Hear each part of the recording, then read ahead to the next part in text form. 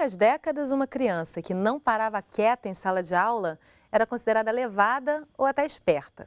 Hoje é comum que essa criança seja encaminhada a um neurologista para tratar de uma hiperatividade e pode ser que o tratamento indicado inclua um medicamento tarja preta modelador do comportamento.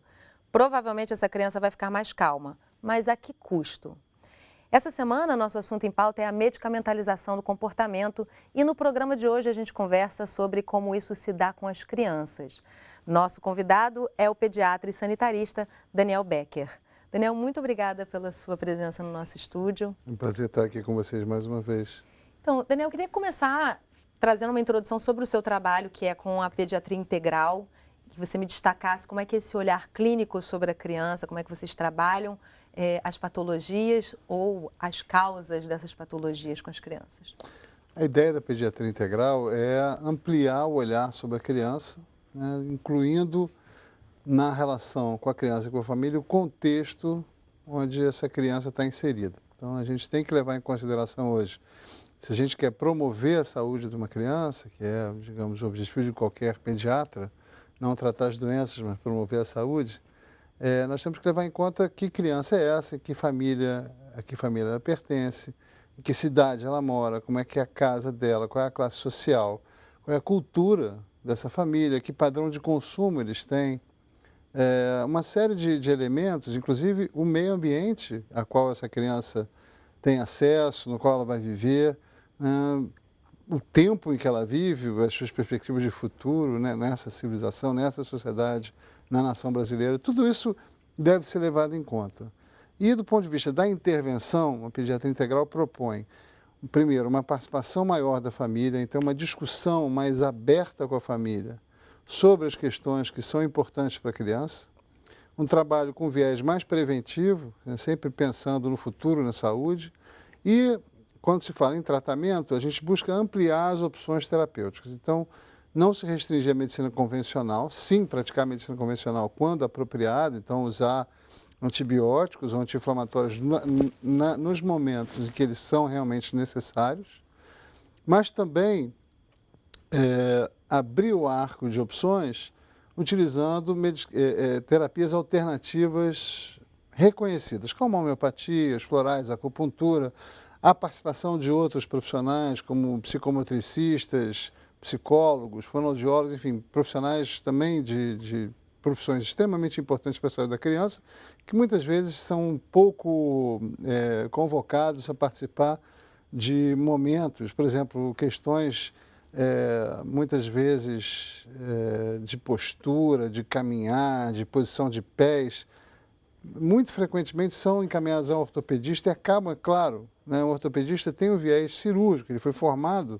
Deixa eu até trazer então esse caso, desculpa, para a nossa temática aqui. Então, uma criança que tem uma questão psicológica, por exemplo, dificilmente na pediatria convencional vai se sugerir um acompanhamento de um psicólogo ou até vai se indicar um psiquiatra em vez de um psicólogo? Não, em alguns casos? não diria que dificilmente. Numa pediatria bem feita, o pediatra muitas vezes vai acionar o psicólogo, né? A gente costuma dizer, inclusive, que a pediatria integral nada mais é do que uma pediatria bem feita, com algumas características, digamos olhar assim, mais de amplo, né? ampliação de escopo de olhar e de terapêutica. Agora, doutor Daniel, o que se aprende na academia e o que isso tem a ver com a medicamentalização do comportamento infantil hoje? Essa é uma questão importantíssima, né? Na formação do médico, desde a formação do médico, existe uma influência enorme da indústria farmacêutica, né? A indústria farmacêutica é um ator que não pode ficar de fora nessa discussão, obviamente, né? Estamos falando de medicamentalização. O medicamento, ele é um elemento fundamental da relação entre médico e paciente, do processo saúde e doença, mas ele nos nossos tempos, digamos assim, no nosso paradigma de funcionamento da área médica, ele virou único, né? Praticamente. Então, os médicos são muito treinados a trabalhar com medicamentos e pouquíssimo treinados a trabalhar justamente com a escuta, com um olhar Anamnese, né, mais passivo, um pouquinho mais receptivo, com o diálogo como ferramenta de trabalho. com proposições que não sejam necessariamente medicamentosas, que tenham um viés mais comportamental, que questionem a família, né, naquilo que a família está produzindo de patologia para essa criança e que questionem a sociedade, naquilo que a sociedade está produzindo. Essa sim, a família individualmente a gente não pode nem culpabilizar, porque a família muitas vezes Ela é está vítima. dentro da sociedade, E ela também. é vítima das práticas sociais. Agora, a sociedade sim a gente pode questionar arduamente naquilo que ela impõe à criança como elementos que vão empurrá-la na direção de uma perda de saúde. Agora, uma questão que também que é interessante, que se coloca na homeopatia principalmente, é a capacidade do organismo por si só se restabelecer e até se fortalecer, ou seja, a medicamentalização também vai enfraquecendo essa possibilidade do organismo. Isso hoje está ficando também muito defasado e isso tem a ver com a falta de tempo e a pressa e a falta do diálogo. Onde é que essas questões estão envolvidas aí? Isso também é uma questão importante. Eu diria que qualquer terapia alternativa que, digamos assim, oferece um olhar um pouquinho diferente da medicina convencional, que é muito baseada na relação através do medicamento, ela trabalha com esse olhar, né, de favorecer na pessoa, no caso, na criança, a sua capacidade de autocura, de recuperação da saúde. Né? A homeopatia especialmente tem esse viés e outras terapias alternativas também. A criança, especialmente mais do que o adulto, ela é fortíssima. A gente já vê um bebê, acha que aquilo ali é uma coisa tão frágilzinha, no entanto, o bebê, a criança pequena, tem uma energia de vida enorme e uma capacidade de recuperação que é muitas vezes surpreendente para nós médicos. Estão muito mais conectados com a origem da vida, com a força vital, né? Com a força vital que nós todos reconhecemos, ninguém precisa de provas científicas da existência dessa energia vital, né? E a medicalização, ela muitas vezes impede que a criança utilize esses recursos. E veja bem, quando nós conseguimos acessar esses recursos uma vez na vida, a gente vai descobrindo o caminho para eles. Então, os outros acessos vão ser mais fáceis. Então, isso claro, não é nada científico que eu vou falar, mas eu acredito que quando a gente permite que uma criança saia de um quadro febril, que na verdade, na maioria das vezes é viral, sem que a gente tenha que impor a ela antibióticos, na maioria das vezes desnecessariamente, quando a gente permite que ela consiga se recuperar por conta própria, e ela pode, sem correr maiores riscos, a gente está oferecendo a ela a chance de acessar essa fonte de energia vital que ela tem, que promove a sua saúde. E está promovendo a sua autonomia no sentido de também recuperar a sua saúde por conta própria. Isso é fundamental. Para doutor Daniel, como é que está a disseminação dos medicamentos, sobretudo os medicamentos voltados para o comportamento infantil hoje? Em que pé está isso nesse momento? Está exagerado? Porque a impressão que eu tenho é que tem um certo exagero. Como eu disse no início do programa, é mais fácil acalmar uma criança com medicamento? Não, eu acho que nós perdemos completamente o controle nessa questão, né? Eu diria que a medicalização da infância é um dos sintomas mais graves da deterioração social dos tempos em que a gente vive. Já é impressionante a medicalização do adulto, né? Pela primeira vez na história, a gente tem uma epidemia de doença mental, uma epidemia de doença, no caso, a doença mental, que é absolutamente paralela ao aumento de medicamentos. Então, pela primeira vez na história, quanto mais medicamentos você tem disponíveis e quanto mais medicamentos... doença para o medicamento, não o contrário. Exatamente, né? Exatamente o que está acontecendo na psiquiatria.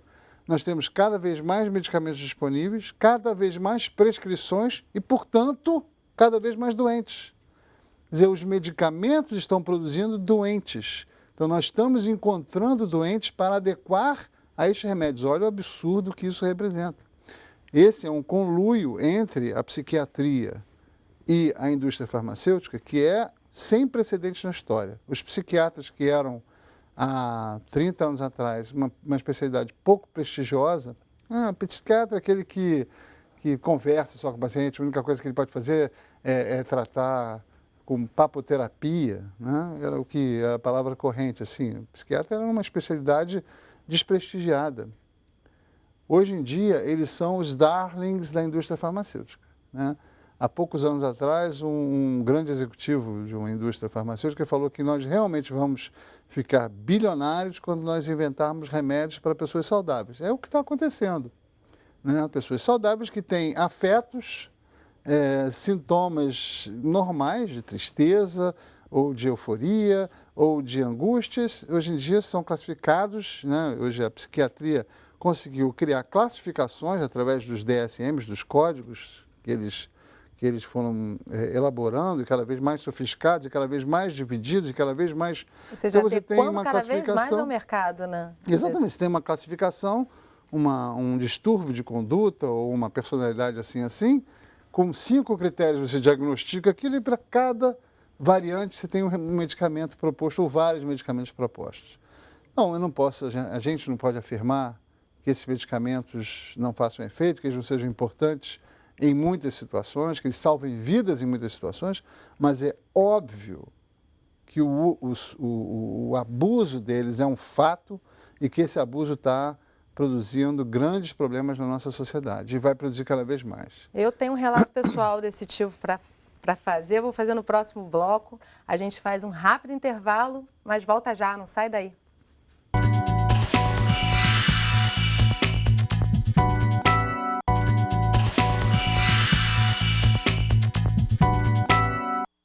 Estamos de volta conversando sobre a medicamentalização do comportamento infantil. Com a gente no estúdio, o pediatra e sanitarista Daniel Becker. Doutor Daniel, eu queria contar aqui rapidamente um caso pessoal. Eu tenho um filho de 13 anos, quando ele tinha 6 meses, 1 ano, ele não dormia, ele foi dormir só com 1 ano e meio. E eu já desesperada querendo dormir, e querendo que ele se acalmasse, porque ele era super agitado e tal, acabei ouvindo alguns conselhos e levei ele no neurologista, e o neurologista passou um tarja preta, assim. Aí, quando eu fui ler a bula, eu falei, caramba, ele vai ficar tapado, né? Dopado, vai ficar horrível, assim. Então eu falei, não vou dar de jeito nenhum. Que idade ele tinha? Ele tinha 6 meses. Ele ia tomar um remedinho tarja preta. É muito comum esse tipo de sugestão dos médicos e é muito comum também os pais, nesse primeiro momento de exaustão, irem buscar também um caminho facilitado, porque precisam dormir, porque precisam ter um momento de tranquilidade com um bebê pequeno? Olha, a tua história é radical. Minha história é radical. É radical. Né? Eu trabalho muito com isso, a homeopatia, os florais e a própria condução do trabalho com as famílias faz com que eu receba muitas crianças com distúrbio do sono. E eu, pouquíssimas vezes, eu vi medicamentos de tarja preta, quer dizer, psicotrópicos, sendo prescritos para bebês. Isso é raríssimo. Graças a Deus, né? Isso denota o grau de deformidade que nós chegamos, né? É óbvio que um bebê, quando não dorme, se fosse para prescrever um remédio desse tipo, teria que ser submetido a uma série de exames super, né, detalhados para ver nenhum foi feito. Que tipo de patologia seria essa. Mas é óbvio que 99% dos distúrbios de sono da criança, do bebê em especial, são apenas comportamentais e facilmente tratados através de modificações de rotina, de proposições. Tem a ver com o ambiente também, né? Se a mãe não estiver muito tranquila naquele momento e, de repente, a situação do momento social não for adequada também, claro, isso e não tudo só interfere isso, no bebê, né? A gente, olha só, a coisa de abrir o olhar. Que tempos nós estamos vivendo? Nós estamos vivendo um momento onde o tempo perdeu completamente suas fronteiras. Onde você pode comprar um carro num domingo de madrugada, onde você pode estar no Japão andando pelas ruas de Manhattan hoje, agora, e onde o seu filho pode assistir desenho animado às 3 da manhã. Quando eu era pequeno, o desenho animado era assim de 8 às 9 da manhã tudo, e de né? 4 às 5. A gente perdeu os limites do tempo. Nosso relógio biológico está escondido, né? Nós vivemos num mundo 24 horas, tem sempre coisas ligadas acontecendo hoje em dia dentro da nossa casa. Então é óbvio que isso afeta a vida das famílias, os horários de trabalho perdendo os limites. Os pais chegam em casa às 10 da noite, eu canso de ver crianças que vão dormir às 11 da noite com 1 ano de idade, porque o pai quer ver aquela criança quando chega do trabalho, uma mãe. Então é óbvio que isso corrompe completamente as rotinas, a tradição de se dormir com um pôr do sol e acordar com o nascer do sol, está morta, enterrada nas necessidades. Não é mais né? natural. Óbvio. Por isso que aquela criança que acabou de nascer, que ainda está vinculada a essa raiz, ela ainda Mesmo consegue assim, se ela já recuperar melhor. sofre as influências dessa maluquice urbana que a gente vive. Agora, doutor Daniel, eu lembro que na época eu li a bula e o que foi determinante para mim foi que eu vi lá que ia ter alterações neurológicas, que ele teria, o comportamento dele seria moldado. Eu falei assim, gente, claro. realmente isso é irreversível? O que se dá com a utilização desses medicamentos e até onde isso é irreversível? Ele é irreversível na medida em que ele vai provocar alterações de comportamento, de relações neuronais numa criança cujo cérebro tem informação. Isso é gravíssimo, gravíssimo. Você prescrever um medicamento psicotrópico para um bebê, você vai alterar completamente as relações naturais que se criam entre neurônios, criação de novas sinapses, circulação e interação de neurotransmissores. E num cérebro informação. Um cérebro ainda, absolutamente informação, que você vai interferir de uma forma absolutamente desconhecida na formação natural neurológica de um ser humano. Isso é uma coisa, sei lá, não tem nem palavras para definir o grotesco que isso representa. Agora, a não ser em casos estritamente indicadíssimos e muito raros, certamente não que o caso geralmente do seu são filho. problemas que já vêm da gestação e são problemas de fato, né? Problemas genéticos, problemas gravíssimos de doença estruturada, aí sim, talvez você pudesse pensar nisso. Bom, eu fui fazer essa procura por conta das minhas noites de sono, que eu não conseguia dormir, já estava exausta. Mas, assim, existem outros comportamentos que levam os pais a procurarem esse tipo de ajuda. Hoje, o que incomoda mais aos pais e o que deixa... o que faz com que essa procura seja mais necessária? Que tipo de angústia estão vivendo os pais modernos? Certamente. E essa é uma questão muito profunda, muito ampla, que merece ser olhada com muito cuidado. O medicamento mais prescrito hoje para crianças, do ponto de vista da saúde mental, obviamente é o metilfenidato, a famosa ou infamosa Ritalina, né? Cuja prescrição aumentou nos Estados Unidos 500% em 20 anos. Os Estados Unidos consome coisa de 80% da Ritalina no mundo. No Brasil, ela aumentou 1000 vezes. Nós estamos seguindo exatamente esse mesmo caminho. 1000 vezes em um período que eu não consegui determinar, mas provavelmente em torno de 10 anos. É uma loucura o que está acontecendo. É como se uma doença estivesse aumentando 1000 vezes. É claro que isso é impossível, é a percepção dela. E que doença é essa? A famosa também, já conhecida popularmente, transtorno do déficit de atenção e hiperatividade. São crianças que 90% hoje são diagnosticadas com isso, né? Com esse problema. E não se passa pela cabeça, por exemplo, que a criança não passa mais o dia inteiro brincando na rua, e que ela tem uma energia ali presa. Exatamente. Né? Então vamos ver quais são as condições que geram esse diagnóstico e esse tratamento. Sim, fazendo já de saída uma ressalva muito importante, que existem crianças que efetivamente têm um distúrbio de comportamento grave, importante, que criam problemas enormes para a família, para elas mesmas, para a sociedade, para as escolas e que, em casos específicos, devem ser tratadas. É óbvio que existe diagnóstico apropriado e tratamento apropriado. Sim. O que nós estamos discutindo aqui é o abuso, o excesso e a inapropriedade, os tratamentos inapropriados. Né? Fazendo de saída essa ressalva que, claro, que existem casos, certamente estão nos assistindo muitos pais que são extremamente gratos aos médicos e aos remédios que salvaram a sua convivência familiar e a vida social do seu filho. Tem casos realmente em que esses medicamentos são importantes. Agora, a gente tentando entender, né, o contexto, mais uma vez, dessa hiperprescrição.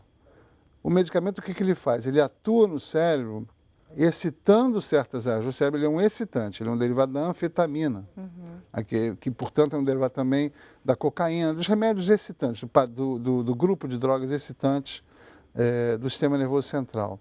Só que ele excita certas áreas do cérebro e faz com que a criança seja mais concentrada, mais focada e menos dispersa, hiperativa, menos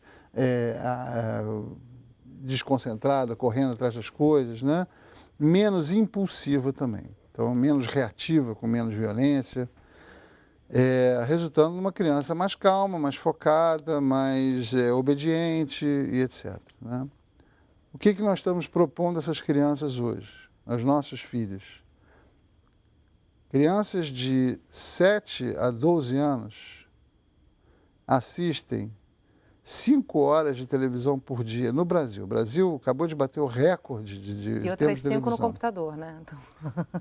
Dizer, e outras 3 no videogame. E então, 3 dizer, na verdade, escola. E o na resto verdade, ela, imagina, são 3 ou 4 horas de escola e 5 de televisão, computador, etc. Então, você tem que nossos filhos estão sendo educados por publicitários, não por professores. É muito grave isso. Então, uma criança de 3 a 7 anos, ela assiste 12 comerciais de comida por dia e de 7 a 12 anos, 21 comerciais de comida por dia. Que comidas são essas? Fast food, sucrilhos e companhia limitada, salgadinhos e refrigerantes. Né? Fora o que ela assiste junto com os pais de propaganda de cerveja, né? Que passa a qualquer hora de televisão. A programação está totalmente inadequada. Nenhuma restrição à propaganda de bebidas alcoólicas. Né? Cerveja patrocinando futebol, eventos esportivos, carnaval, etc., direto. Agora, né? doutor Daniel, deixa eu te fazer uma pergunta aqui sobre, trazendo essa questão da psicologia para a nossa temática. Vamos pensar em Freud como no século passado, trazendo mais conhecimento sobre a depressão, sobre a tristeza, enfim. Em que medida esse conhecimento da psicologia também trouxe uma supervalorização da tristeza e das sensações negativas e de que forma isso facilita também a inclusão desse tipo de medicamento para o tratamento de questões que nos séculos anteriores eram naturais e estavam ali na vida do ser humano naturalmente? Eu não acredito que a psicanálise, especificamente assim, o olhar do Freud, dos seus seguidores, tenha sido muito importante em contribuir para esse excesso essa negatividade do olhar sobre os sentimentos. A psicanálise ela busca explicar, analisar, entender a gênese desses sentimentos, a relação do homem com o mundo, além de ampliar o olhar também para questões sociais, filosóficas muito interessantes. Eu não sou psicanalista, conheço pouco a psicanálise, mas o que eu acho que houve foi, nos últimos anos, um avanço enorme da psiquiatria. A psiquiatria era baseada na psicanálise até poucos anos atrás. Né? A intervenção principal do psiquiatra era através da psicanálise. O olhar dele era psicanalítico e a sua intervenção também. Nos últimos anos, o que vem crescendo é a medicalização da psiquiatria. Você tem um olhar absolutamente fechado para o momento presente, né, desconsiderando a história desse paciente, desconsiderando suas vivências, desconsiderando o contexto em que ele vive. Né, muitas vezes, é claro que estou falando não podemos generalizar. E você dá um medicamento para o que acontece com aquela pessoa naquele momento. Né? Para o efeito, não para a causa. Visando um efeito, uma melhora imediata e muito menos tentar trabalhar as causas desse mal-estar. É claro que muitas vezes você precisa até trabalhar a depressão medicamentosamente para poder fazer com que a pessoa consiga retomar, reagir, analisar e daí partir para uma melhora pessoal. Mas no caso da criança, é óbvio que você dá um remédio que acalma, deixa a criança calminha, quietinha e focada, agrada todo mundo, agrada os pais, agrada a escola, agrada os médicos e agrada principalmente a indústria farmacêutica. Tem que ser muito cuidadoso com isso, né, doutor Daniel? Muito. Olha, muito obrigada pela sua participação no nosso programa, doutor Daniel. Foi um prazer recebê-lo de novo com a gente. Mais uma vez, para mim também é uma satisfação estar aqui nesse papo informal e agradável sobre um assunto tão relevante. Um assunto que rende, né? Vários Mais momentos. 3 programas, pelo menos. Muito obrigada. Obrigada a você que acompanhou o Sala de Convidados Entrevista. Se você quiser rever ou gravar esse programa, entre no nosso site, canalsaude.fiocruz.br. Se preferir fazer um comentário, nosso e-mail é canal@fiocruz.br. Amanhã a gente conversa sobre quem ganha com a medicamentalização do comportamento e quem vai vir no nosso estúdio é a socióloga e doutora em saúde coletiva, Marilene Cabral do Nascimento. A gente se vê amanhã, até lá.